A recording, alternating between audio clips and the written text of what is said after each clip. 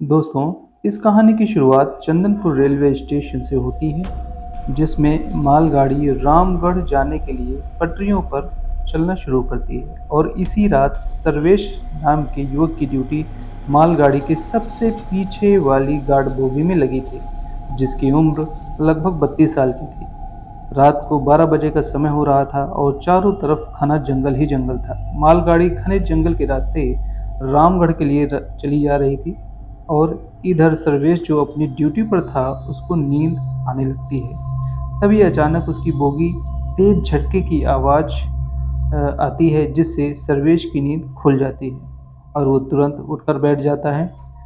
झटके धीरे धीरे तेज हो रहे थे, जिससे सर्वेश को थोड़ा सा डर भी लग रहा था। वह धीरे धीरे बोगी से बाहर आता है और इधर उधर देखता है।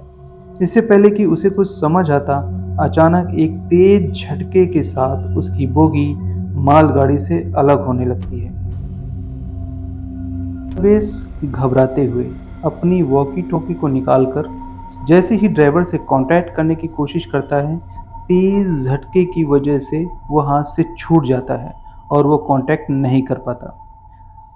उधर तब तक उसकी बोगी मालगाड़ी से पूरी तरह से अलग हो जाती है, जिससे बोगी की स्पीड धीरे धीरे कम होने लगती है और मालगाड़ी अपनी स्पीड से आगे बढ़ती जा रही थी और अगले स्टेशन को क्रॉस कर चुकी थी, जिससे ट्रैक चेंज कर दिया जाता है और पीछे आ रही सर्वेश की बोगी दूसरे रास्ते की तरफ टर्न ले लेती है। ऐसे रास्ते में वो उसकी बोगी जाती है जिसमें 24 घंटे में सिर्फ एक बार ही एक ट्रेन शाम को 6 बजे गुजरती थी। वह अपने फ़ोन से लगातार पुलिस से भी कांटेक्ट करने की कोशिश कर रहा था, लेकिन नेटवर्क ना होने की वजह से वो कांटेक्ट नहीं कर पाया।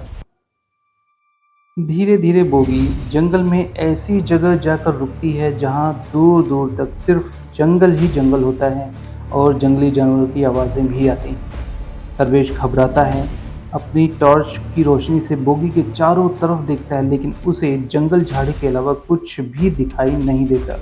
हताश होकर वो बोगी के केबिन में बैठ जाता है और दरवाजे को भी अंदर से लॉक कर लेता है। रात के 2 बजे का समय हो रहा था, उसे नींद भी आ रही थी, जिससे वो मदद की उम्मीद छोड़कर सो जाता है। कुछ देर बाद उसकी बोगी में कुछ टकराने की बहुत तेज़ आवाज़ आती है और वो उठकर बैठ जाता है। डर की वजह से उसे पसीना आ रहा था, लेकिन वह हिम्मत जुटाकर केबिन का दरवाज़ा खोलता है और दूर दूर तक अपनी टॉर्च की रोशनी से देखने की कोशिश करता है। उसे कुछ भी दिखाई नहीं देता। जैसे ही वो पलटकर केबिन में वापस जाने लगता है, अचानक झाड़ियों में कुछ हलचल होती है। वो तुरंत अपनी टॉर्च की रोशनी वहाँ पर डालता है, जिससे वो एकदम पसीना पसीना हो जाता है और उसके हाथ पैर कांपने लगते हैं। दोस्तों, ये थी इस कहानी का पहला पार्ट।